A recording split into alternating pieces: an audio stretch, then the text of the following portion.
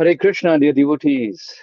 I would like to welcome you all to His Holiness Candramauli Swami's daily online discourse. My humble obeisances to you all. Thank you all for joining today.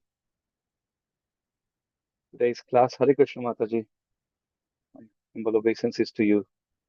So today's class will be given by Her Grace Radha Vinodini Mataji on Srimad Bhagavatam, Canto 1, Chapter 14, a departure of Lord Krishna. So we'll continue from the verse. Mataji, do you want me to share? Or I can do the screen sharing because I have also other verses. Okay, thank you. So, Hare Krishna, dear devotees, please accept my humble obeisances. Our glories to Srila Prabhupada. So,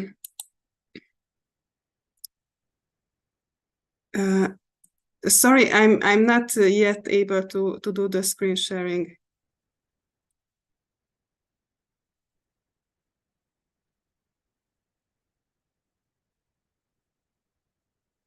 Oh, okay, thank you. Can you try now? Yes. Yes.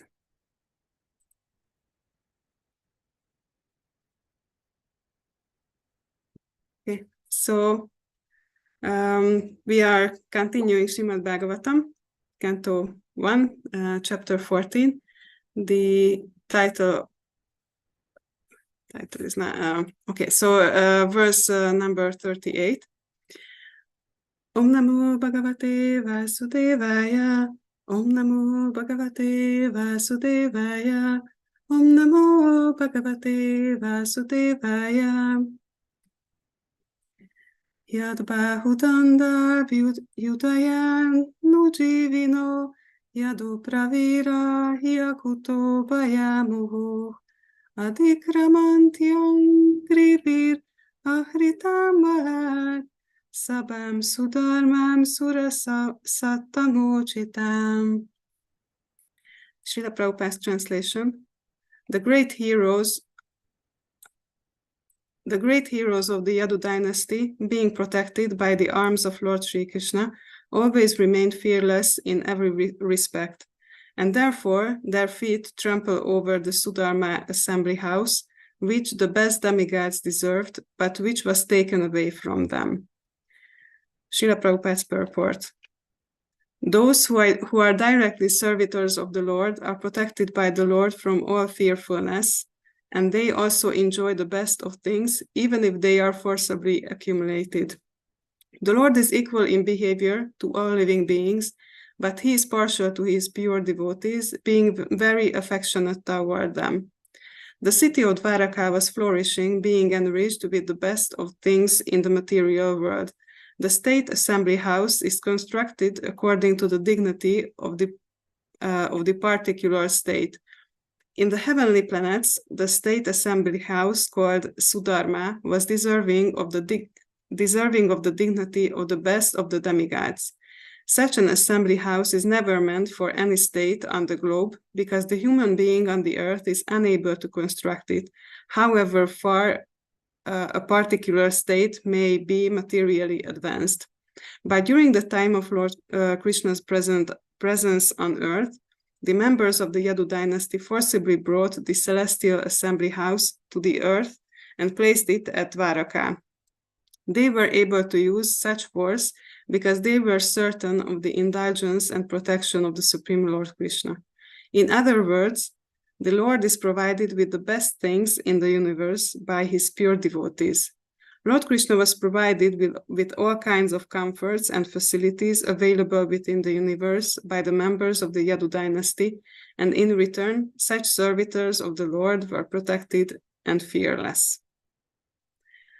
Om Magyanati Mirandasya Gyananjana Shalakaya Chakshurum Militam Yena Tasmai Shri Gurave Namaha Namo Vishnupadaya Krishna Pashtaya Bhutale Srimate Bhaktivedanta Swami Niti Namine Namaste Saraswate Deve Gauravani Pracharine Nirvishesha Shunyavadi Paschatya Deshatarine Jai Shri Krishna Chaitanya Prabhu Nityananda Shri Advaita Gadadhara Shivasadi Gaura Bhakta Vrinda Hare Krishna Krishna Hare Hare Hare Rama, Rama Rama, Hare Hare. Namo Vishnupadaya Krishna Prasthaya Bhutale Srimate Candramauli Swami Niti Namine. So this verse has a few interesting points. Actually, maybe I will even speak a little bit about too many topics, but let's see how it fits our time. One of the topics which was really interesting for me is the fearlessness of the Yadu dynasty, and the other points is how they took this assembly hall from the demigods forcibly. So how could they do this? And also the third point was that how it is that Krishna is equal to everyone, and still some living entities have some special treatment. So I would like to address these points. So let's start with the first one, which I mentioned, fearlessness. And what is the root cause of all fear? This is that we are afraid of suffering. And what is the cause of suffering? It is lack of knowledge. It is ignorance. So we are fearful of that, oh, I will die sometime. But if we have knowledge, we know that we are not this body which actually dies, and actually the matter is always dead. So if we are not this body, then but we are the spirit soul, then we know that the soul never dies. It's sought in nature, so originally eternally present. Other fear is that, oh, I have so many different things, like my house, my husband or wife, my children, my car, my television, or something like that. But if we have knowledge, then we know that originally none of these things are mine. Everything belongs to Krishna. And in Ishopanishad, Sri Ishopanishad, in the first mantra, we can read this, that everything animate or inanimate that is within the universe is controlled and owned by the Lord. One should therefore accept only those things necessary for himself, which are set aside as his quota, and one should not accept other things, knowing well to whom they belong. So fearful about losing things, because we get what we deserve, and what we don't deserve we won't get, and we get things only for a limited time. So it's not worth being fearful about that. Or sometimes we would like to have some certain type of sense gratification, so we would like to get some sense objects, connect to them, and get a new car, get a new iPhone, get a new computer, get a new boyfriend or girlfriend or something like that. But like the previous point, we should know that that these things are not for my personal enjoyment. Actually, everything is there for the enjoyment of the Lord. So if I get it or not get it, it's up to him, and they are not meant for my pleasure.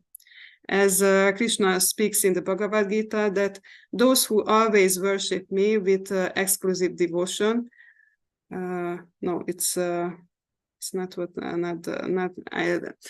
okay. That other verse when he speaks that he's all the planets belong to him and everything belongs to him. Sorry, I collected the wrong verse, and in English it's a bit difficult for me. So our next point is that we are afraid that, oh, I will suffer.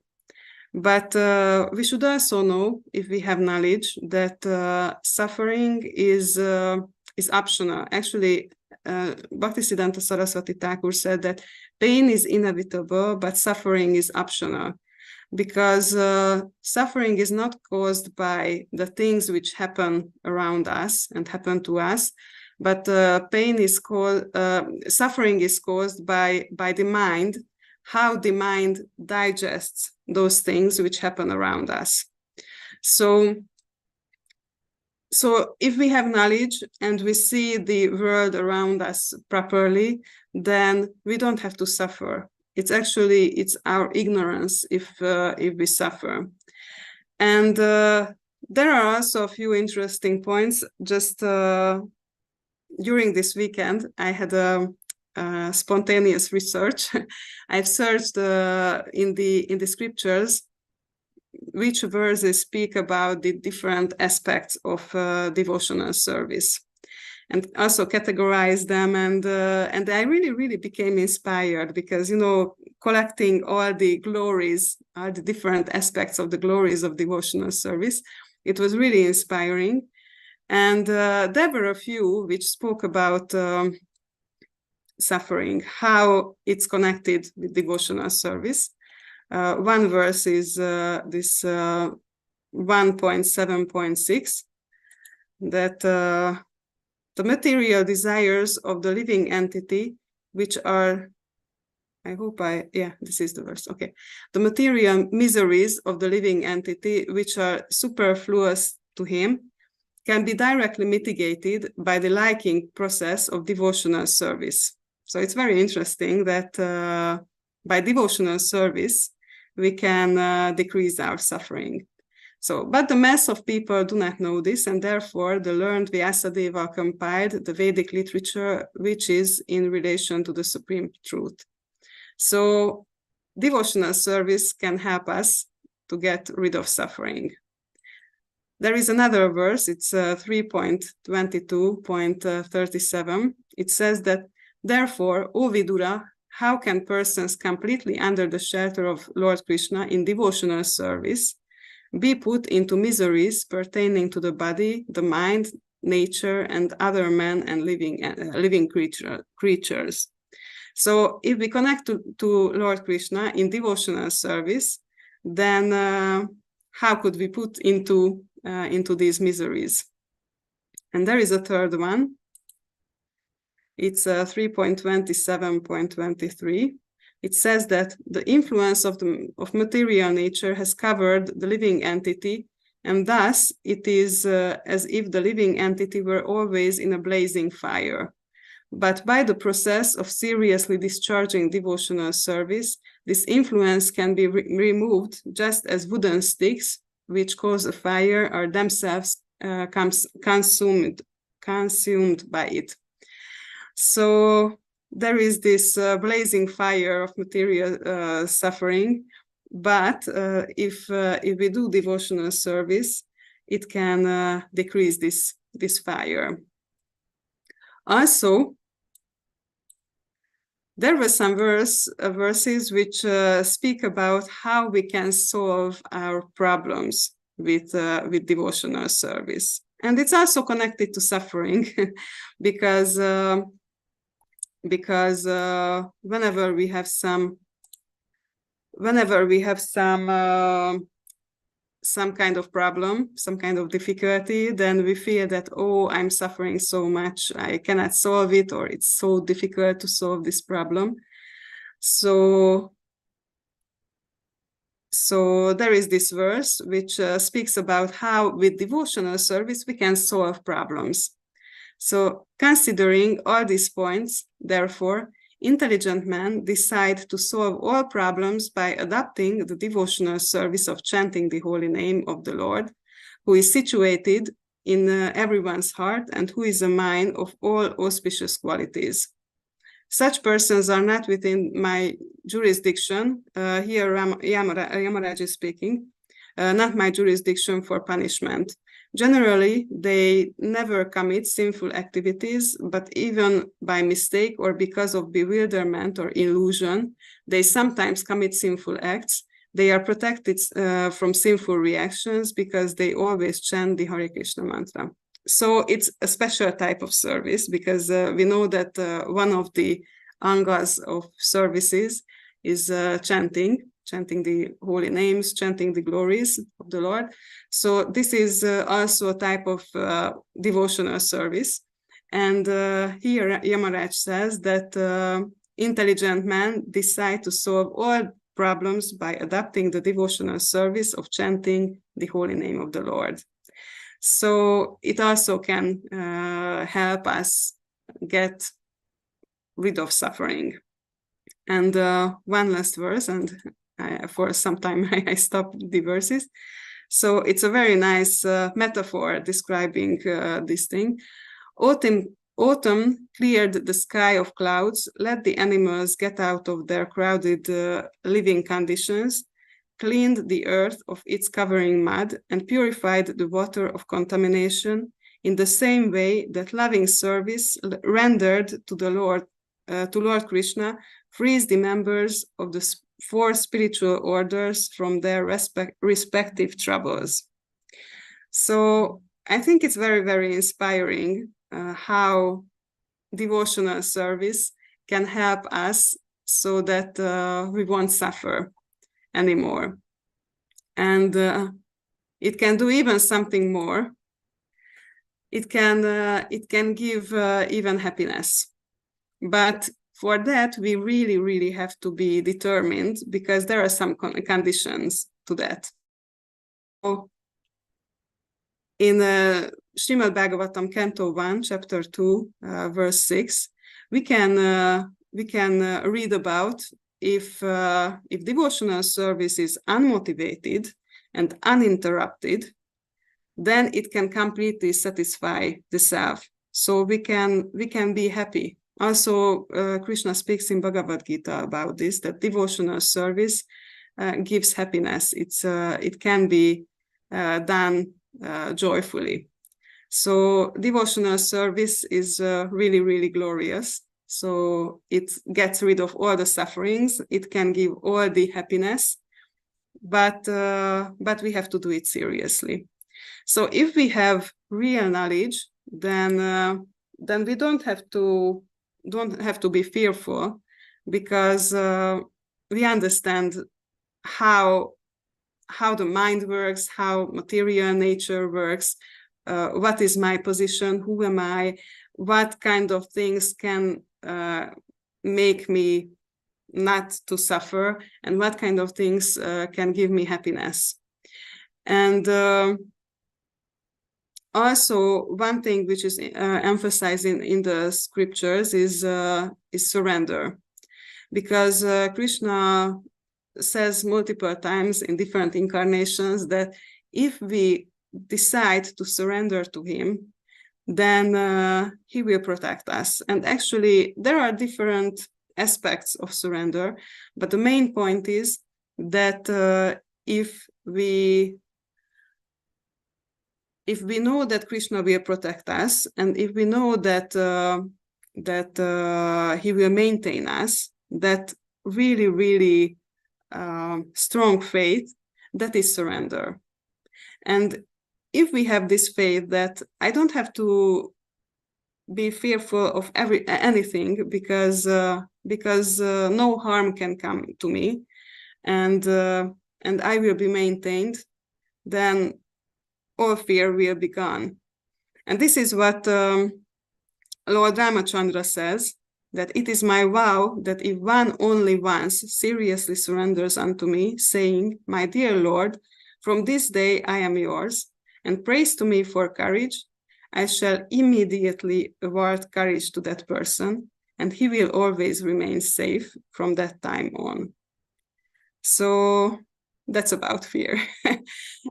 For me, it's really striking, this word that I shall immediately award courage, because there are some processes which okay, I have to do it again and again and again, and due course of time there will be some result. But Lord Ramachandra says that he immediately awards courage. So in order to get that immediate courage, we have to be really serious about surrendering. That's the condition. And one other thing is, I thought I would speak a little bit about prayers, because many times when we get into difficult situations, then we turn to the Lord and say that, please, my dear Lord, I have such a difficult situation. I need protection, and there is also an art of how to pray. Srila Prabhupada taught us that whenever we have difficulties, we can pray to the Lord, but it's important that we don't give a wish list to Krishna that he has to protect because I demand it or something like that. But we express our desire, our situation, that I'm in such a difficult situation, but please, my dear Lord, if you will, if it is your desire, then please protect me. And for some time, it was such a contradictory thing for me that, okay, if I pray in this way, then it means that Krishna will do whatever he wants. And even if I don't pray, he will do whatever he wants. So what is the point of praying? And it's very interesting that Krishna says that whatever you do, whatever you eat, whatever you offer or give away, and whatever austerities you perform, do that, O son of Kunti, as an offering to me. And this is really interesting. He says that whatever austerities we perform, and in that verse, that Sanskrit word tapasyasi, that was mentioned, and I looked it up in Sanskrit dictionary, and it can mean penance and asceticism. So yeah, if someone, some yogi goes out to the hills and stands in a difficult yoga position and meditates for hundreds of years, that's this category. But we can also, according to my understanding from this, whenever we have difficulties, we can do it as a tapasya, that we voluntarily accept it. Actually, we don't have any other choice usually. So we do some kind of tapasya. We tolerate the difficulties and offer it to the Lord. And what is the way of offering it? By our words, we offer it to Krishna, connecting it with him through our thoughts. So actually, we offer our attitude, our feelings to Krishna, whatever we experience during that difficulty. And it might sound strange, but if you think about when we offer some kind of foodstuff to the Lord, what do we offer? Actually, do we offer this sabji or rice or something like that? No, we actually offer our feelings, our thoughts, our desire to please Krishna. So in some sense, it's very similar, that we can also offer our distress, our difficulties, our sadness, our whatever we experience in difficult situations. We can offer that, okay, I'm willing to tolerate it if you desire so, but if you can help me get through this difficulty, I can also go into that direction. And we can offer this attitude, this mentality, this mood to the Lord by the prayers. So one last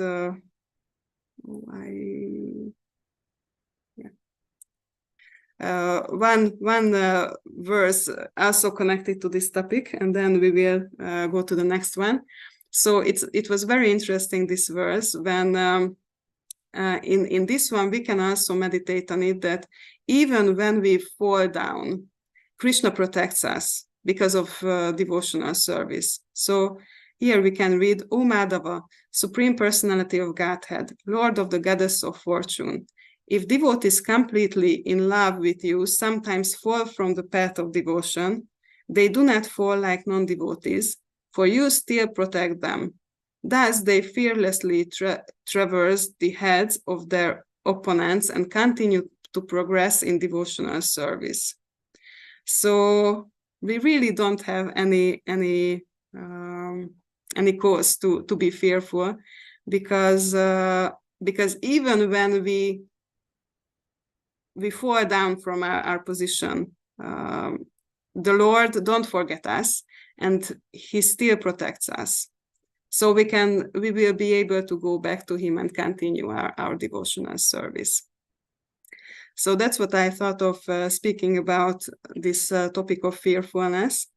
And going to the next topic, yeah, for me it was a little bit contradictory, because I remember that when I first read the second half of Canto 10 in Srimad Bhagavatam, for me it was a bit difficult, because I saw how the Yadu dynasty behaved, and sometimes it, like also in this verse, it seemed a little bit like they aggressively take things from others, and I couldn't really digest it, how to put it together with what we read about how a devotee behaves, not being aggressive, not taking things from others, and I was a bit confused about this. About it. So here in this verse, we also read that they also enjoy the best of things, even if they are forcibly accumulated. So it might seem a bit contradictory. And it reminded me a few things which I could see from devotees. Sometimes we also follow this path.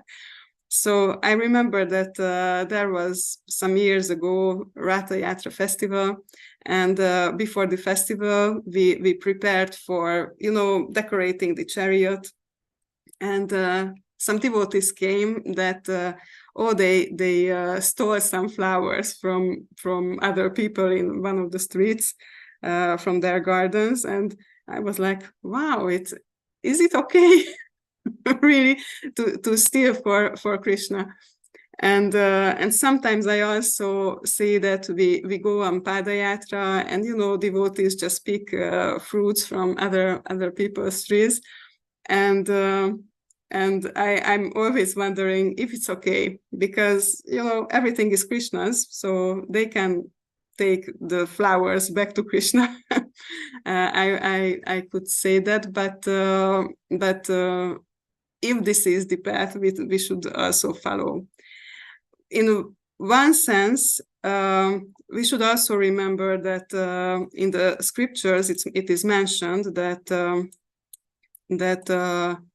it was the reason that his dynasty became too big, such a burden to the planet, to the earth, that was the reason that at some point Krishna ended all his dynasty. But we should also remember here that they didn't get all these facilities. For example, here, this assembly hall, they didn't get it for themselves. And that's a big difference, because when we do something similar, maybe, just maybe, it's not only for Krishna, but a little bit for ourselves too. And that's a big difference. That's why they could do it, because they got this assembly hall only for the pleasure of Krishna. There was not a tinge of personal desires and personal sense gratification in these actions. And that's a big difference between liberated souls and conditioned souls. because we are still sadhakas, we are practicing, we are trying to get rid of all these selfish desires. And till these desires are there, we shouldn't do these kind of things.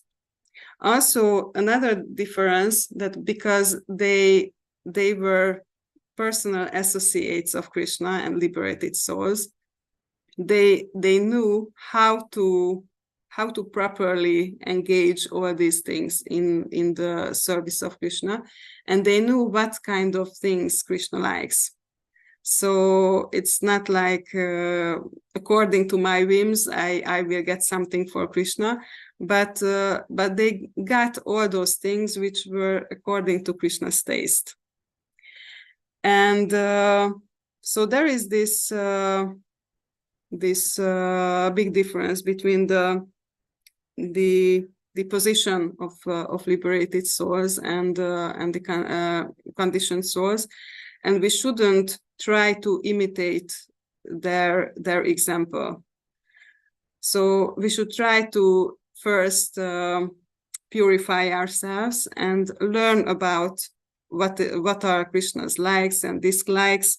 So at some point we will be able to use properly whatever we get in order to serve Krishna. And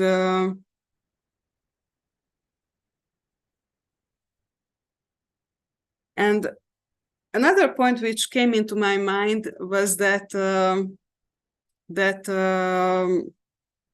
this topic of humility, because when someone takes something by force, it doesn't really seem to be a humble attitude, and we should in that context we should meditate a little bit about what humility is, because sometimes we think that, oh, it's humble if someone is just sits and tolerates everything, whatever happens around him or her. But humility has different definitions, and one definition was said by Srila Prabhupada. There was a discussion. Hari Vilas Prabhu spoke about this. He said that, I remember going on a morning walk around the boys that sorry, I don't know, this is some interesting place name, but in which there are some lakes, and I remember asking Prabhupada a question. I asked several questions, but one specific question was, Srila Prabhupada, what does it mean to be humble? And his answer was really incredible. He said, humility means that you are convinced beyond any doubt that there is nothing in this world, absolutely nothing in this world, not your money, not your family, not your fame, not your gun, not your education, nothing that will save you except the mercy of Krishna. When you are convinced like this, then you are humble. And that explanation really impressed me. In other words, he was saying, when you depend completely on Krishna and no longer rely on any material thing or formula as a backup, you have no longer any backup, just the mercy of Krishna, then you will actually be humble. So that was a wonderful explanation that he gave, and that stayed with me all these years, because that is actually the foundation of humility in Krishna consciousness. And obviously, Prabhupada was an example of that. So it's very interesting if you think about what we spoke about, what are the main symptoms of surrender, then it's quite similar. So humility and surrender are connected. And also Guru Maharaj, there was one daily drops from him about this topic of humility. He said that humility might make one feel unqualified, but it's that humility that actually makes one qualified. So this is what makes one qualified. And he said, it is humility that attracts Krishna's mercy. Prabhupada gave one definition of humility. With you, Krishna, I can do anything. Without you, I cannot do anything. So this is humility, that with Krishna, I can do anything. Without Krishna, I cannot do anything.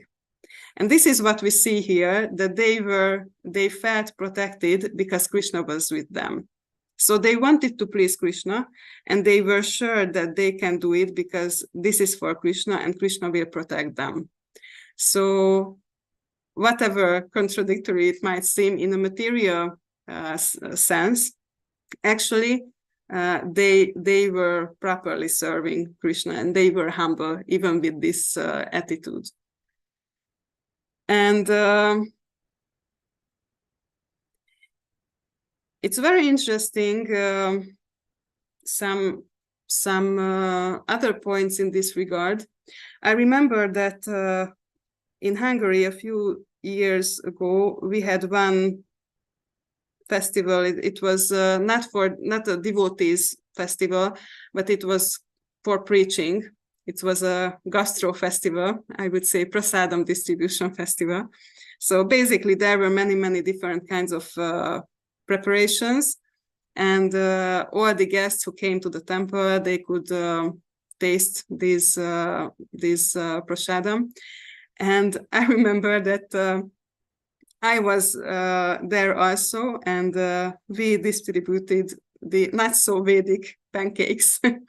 So, because there were so many families coming, and there were children. Children were really into pancakes. They really love pancakes. So what the parents do, they just surrender also to the will of the children.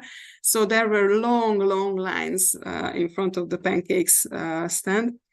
And sometimes also devotees came, and but they thought that we are also devotees, we don't have to stand in the line, and they just came directly to us, that even if they are not in the line, to give them some pancakes first. And so it was very interesting for me how this mentality is there, materially engraved in us, that we deserve some kind of some things. Actually, it's interesting that in this mentality we could experience that we sometimes think that because we are devotees, we deserve some kind of special treatment, and this is why we actually shouldn't follow this example what Krishna's associates did, because we fear that, because I'm a devotee, I deserve something, or even if I'm not a devotee or whatever, so if I deserve something because of any reason, then I shouldn't follow this example. Also, we should think a little bit about what other people think, seeing the devotees behave like this. So, for example, if they steal all these flowers from the gardens, and someone comes out from the house, what will they think about the devotees? And this leads to the next point: what will they think of Krishna, whose followers act like this? So it's a little bit different. And one other question comes up: if we did this to another devotee, because if we think that, okay, I can do it to non-devotees, but do it as would I also do it with a devotee? Sorry. And sometimes the answer is no. But if I don't do it to a devotee, then why do I do it to a non-devotee? I don't respect them. I should only respect the devotees, not the others. If I would also do it to the devotees, and where is after a long day of fasting, everyone just tries to push forward. I should be the first who get the prasadam. So it's not properly being respectful for the devotees. It's one of the offenses. So actually we should get rid of this mentality that I deserve something, I should acquire something by force. When I get purified and when I know how to properly engage it in the service of Krishna, then I might do it under Krishna's protection.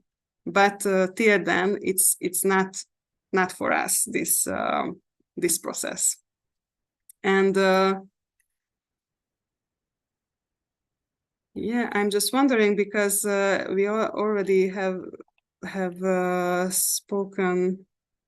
Okay, let's just. I just asked, should I move forward with this third topic, that Krishna acts equal to everyone? No, Krishna is equal to everyone, but there are some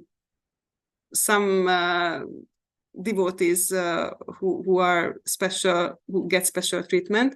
So should we speak about this, or should we open up for questions?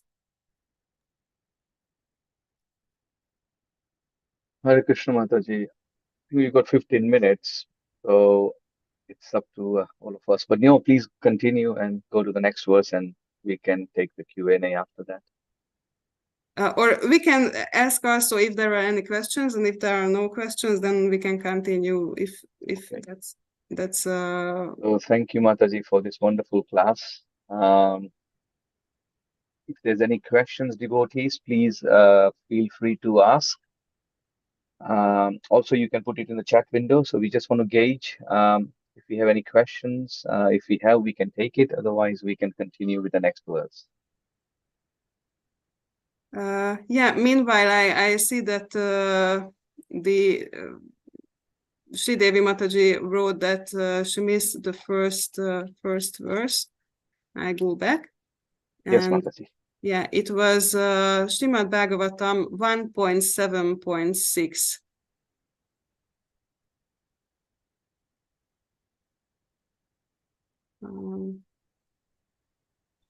Thank you. Yeah, this one. The material miseries of living entity, which are superfluous to him, can be directly mitigated by the linking process of devotional service. But the mass of people do not know this, and therefore the learned Vyasadeva compiled this Vedic literature, which is in relation to the supreme truth.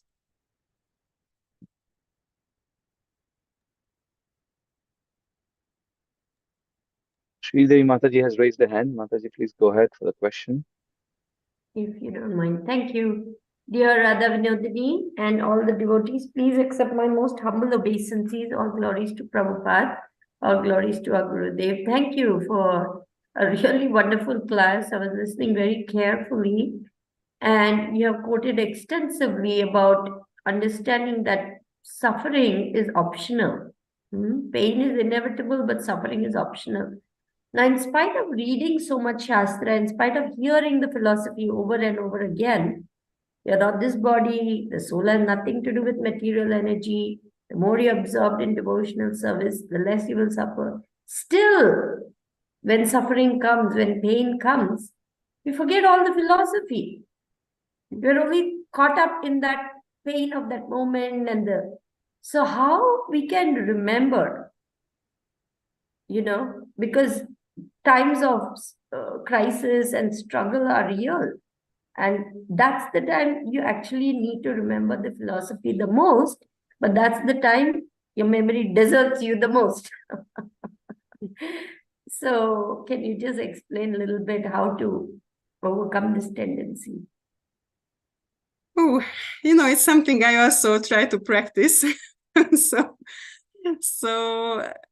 according to my understanding, there is this, I will also share my screen for this one. So actually this verse 1.2.6, this answers me that when devotional service can satisfy the self. So unmotivated is one thing, but for me, this word is uninterrupted.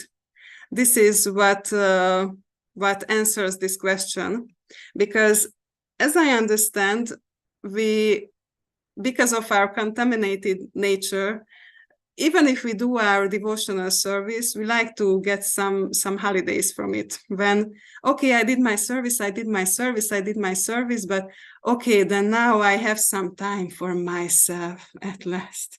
You know, sometimes it happens to me that I had a busy day, and in the evening I go to sleep, and I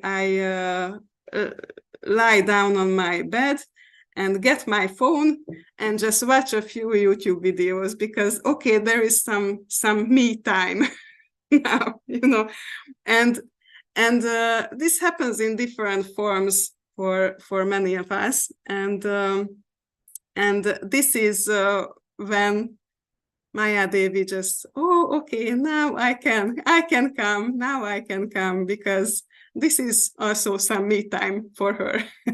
So when we do our devotional service uninterrupted, then there is actually no room for Maya Devi to come and to cloud our intelligence, and then we can always remember Krishna and always have the proper spiritual intelligence. But when we make all these small cracks for her to come in through all these little spaces, or sometimes bigger spaces, sometimes, you know, we just open the door for her, and then she can come, and when she's there, intelligence starts to forget all these things. That's my understanding in this regard. So actually, as I see, we should really just learn how to really connect everything with Krishna. And that's why I really like this point. I really meditated on this in the past few days, this topic of prayers, that when we experience some difficulties, we can also see how to connect it with Krishna. Yeah, but that's the more natural part. When we get something nice, we should also learn in that case how to connect it with Krishna. That's the more difficult usually, but that's why we should also learn how to offer these things to Krishna, and how to connect everything, even those things which I want to enjoy. And yeah, there are the offerings for Krishna, but there are some things for me. But to learn this mentality, how to connect everything with him, that everything is for him.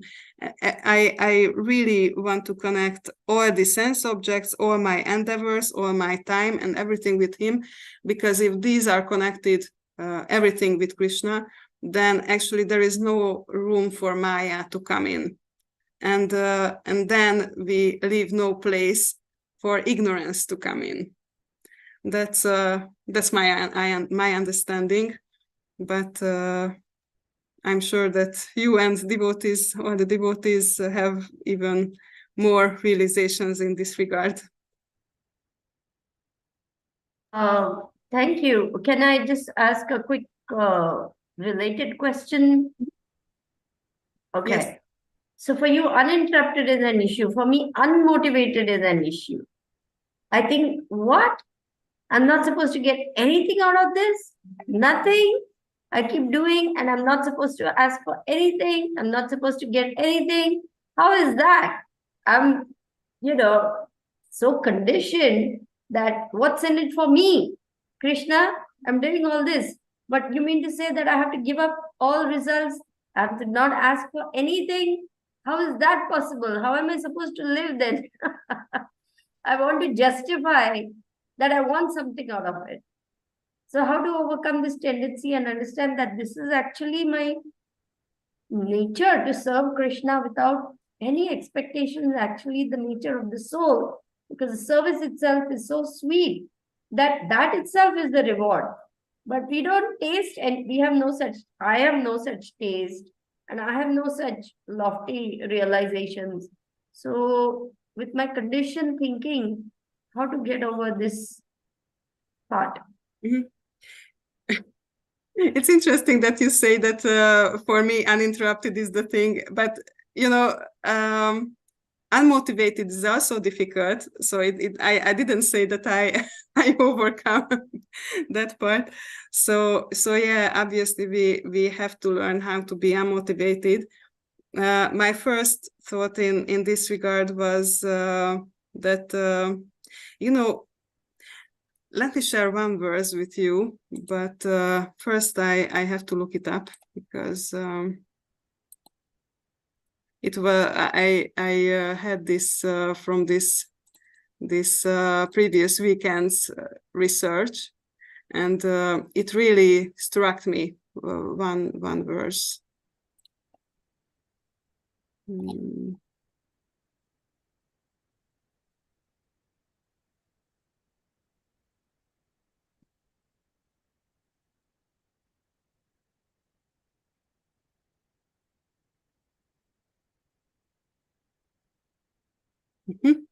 Okay, I have it.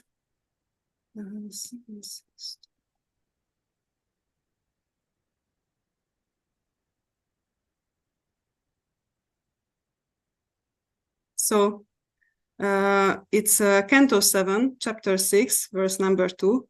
The human form of life affords one a chance to return home back to Godhead. Therefore, every living entity, especially in the human form of life, must engage in devotional service to the lotus feet of Lord Vishnu.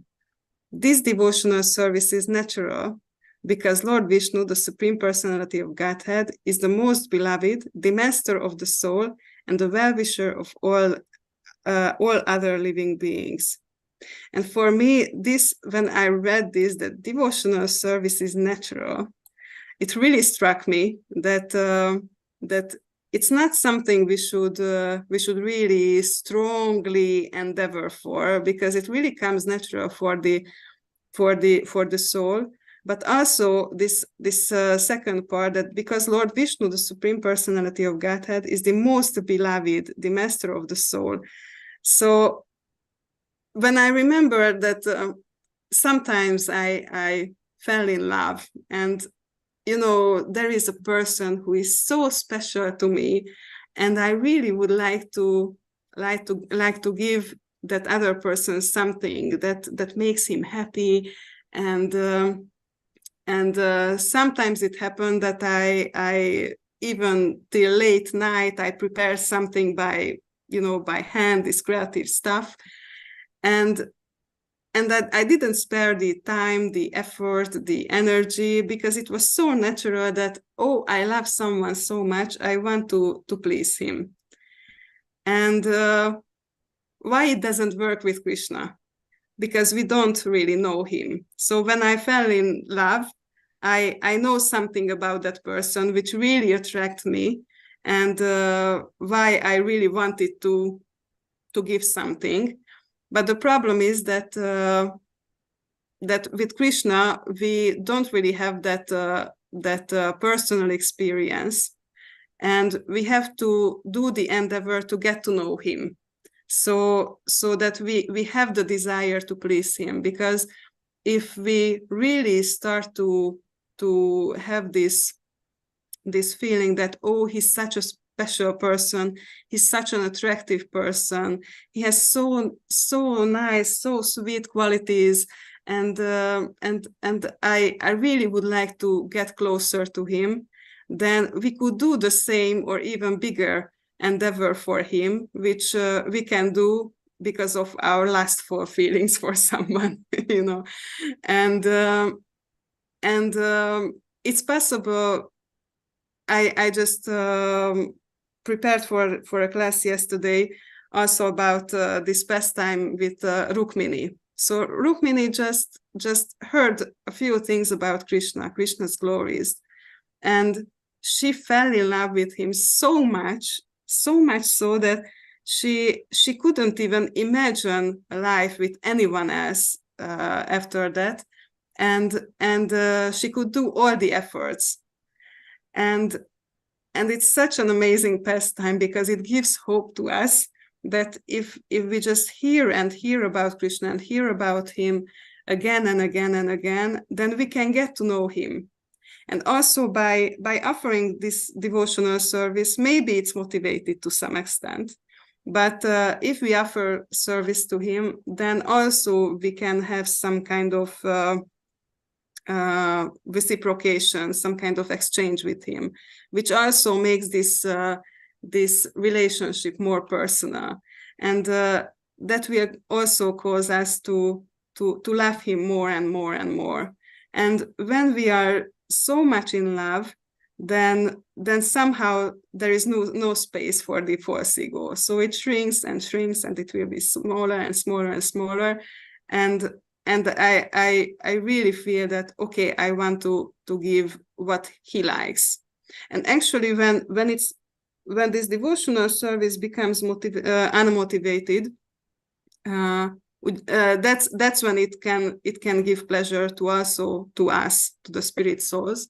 Because when it's motivated, then there is some kind of condition for this service, and maybe the condition is fulfilled, and then we feel some kind of happiness. But if it's not fulfilled, then the devotional service won't satisfy ourselves. So if we can learn to be unmotivated, then it will really be such a pleasure to us, because we are happy for the person whom we love, whom we hope to please. I don't know if this helped or not. These were my thoughts in this topic. Thank you.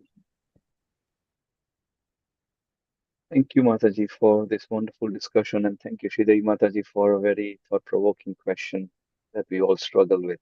Thank you for that. So I'm just conscious of the time at the moment. Can we take any quick one question if we have? Otherwise, we can conclude the class, Mataji. I have time, so if there is more question, it's okay for me. Okay. And if you like, Dina Gauranga Prabhu, sorry. If you like, I can continue with the hosting if that's okay with you.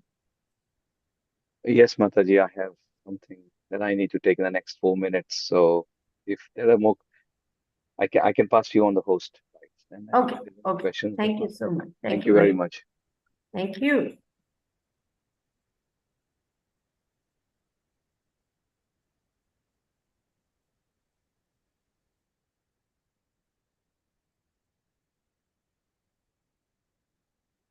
So yes, dear devotees, as we said, Shridevi Mataji will continue with the Q&A moderation, but if you have any, please turn on your cameras, because didn't make the specific announcement because we went straight into Q&A. So this is a topic that's applicable to all of us.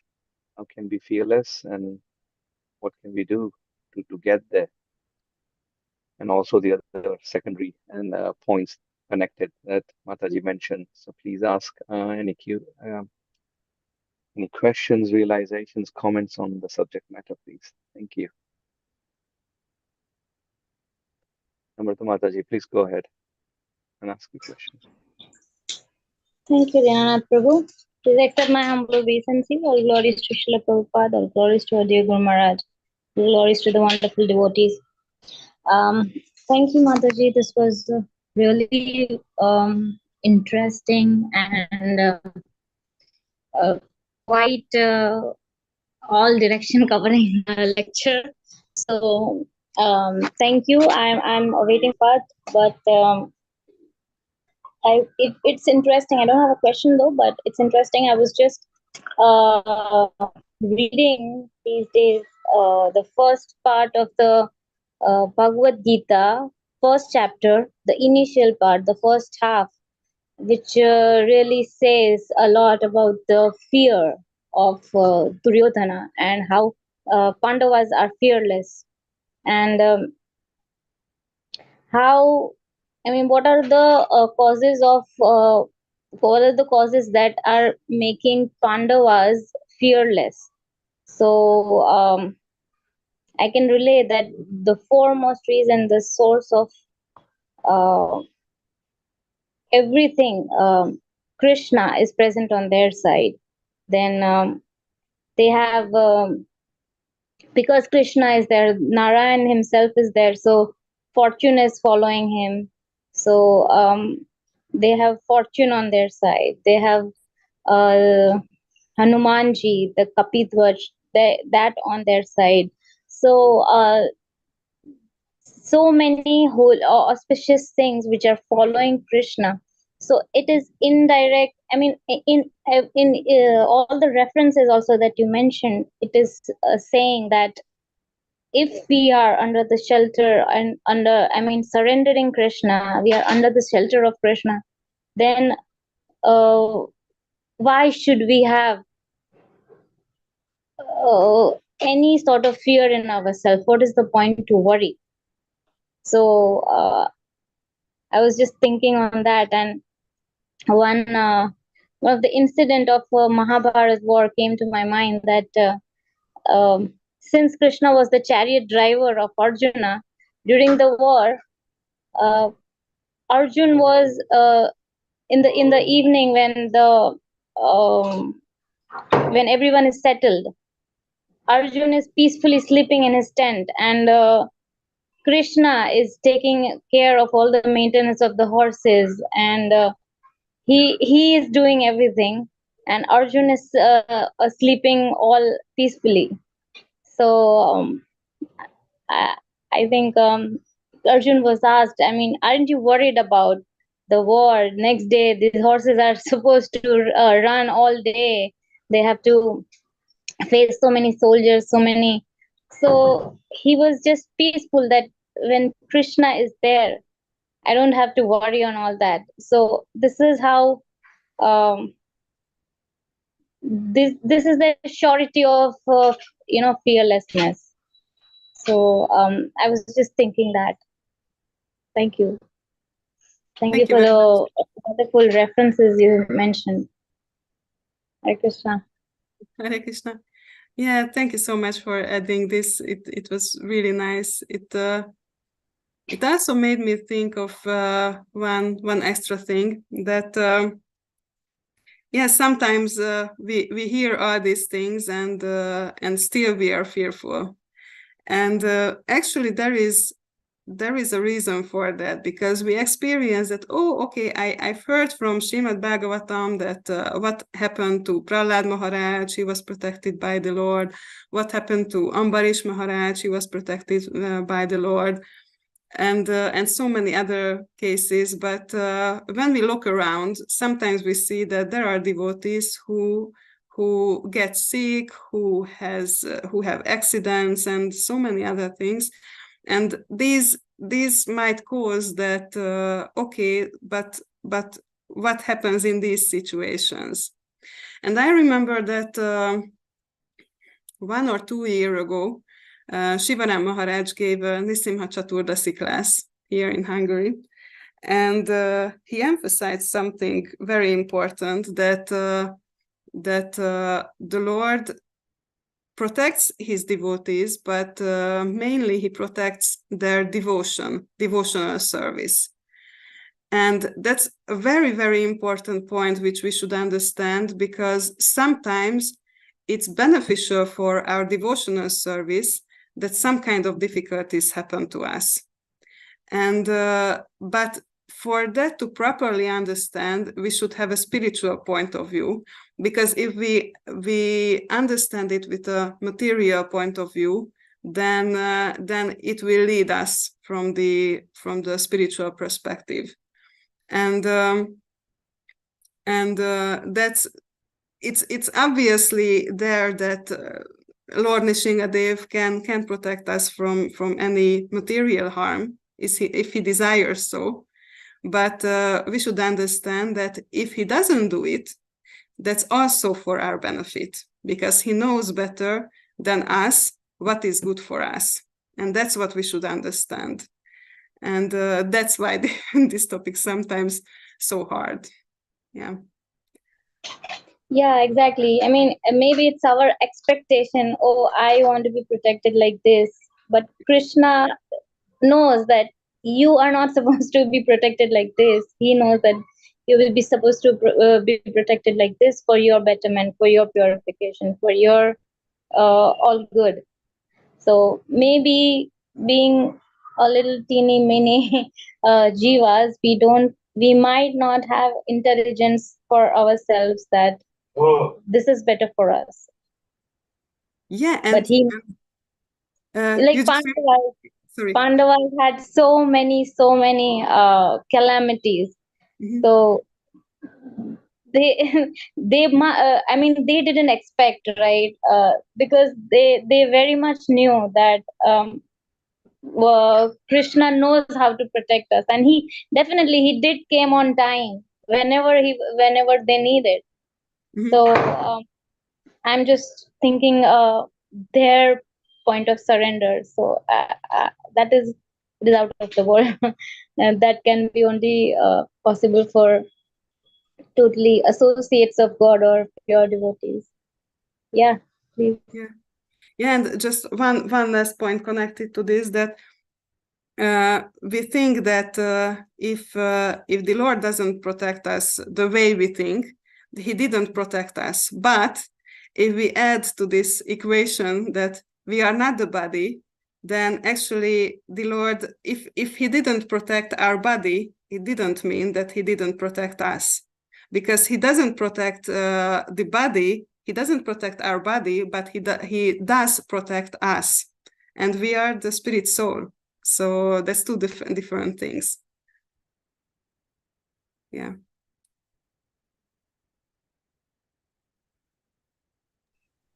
Thank you. The lot of aspects actually, coming out of the one point. Yeah, I really realize that there's a study group. I really invite all. There's a CMS study group, and I really feel we discuss one verse and we keep 3 days for the verse, and so many perspectives out of one verse come out, and then we can understand, oh, I never thought of this from this verse. So it's really interesting, other perspectives coming out. Thank you very much. Hare Krishna. Yes, thank you so much for adding your perspectives, because it was also really, really nice. Yeah, the Pandavas are such nice examples for all of us. Thank you. So I have a question, Radha Vinodini. When you say that Krishna doesn't necessarily protect our bodies, he protects our soul, I'm assuming you're talking about our consciousness of him that he protects, or our level of, because the soul by its very nature is untouched by the material energy. It cannot be cut to pieces, it cannot be burned by fire, it cannot be withered by the wind, it is eternal, primeval, ever existing, cannot be slain when the body is slain, etc. So I'm assuming you mean Krishna protects whatever level of spiritual advancement we have accrued in this lifetime, which means the subtle body and the soul. Or did you mean? No, you're perfectly right. Sorry, I didn't express myself properly. Yes, obviously the soul cannot be harmed, so that's true. He protects our spiritual development, I would say. Yeah. Thank you. Thank you so much for clarifying this.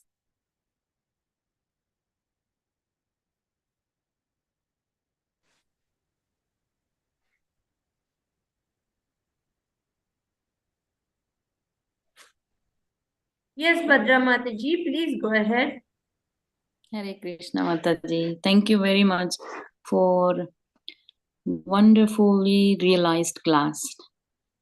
It was so beautiful, sweet, and how many things we can learn out of this one verse, and sharing Sri Devi Mataji and Namrata Mataji's realization, question and answer is so beautiful. Thank you very much. I just didn't have any question.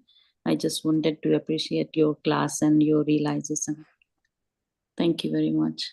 Thank you so much for joining. Thank you.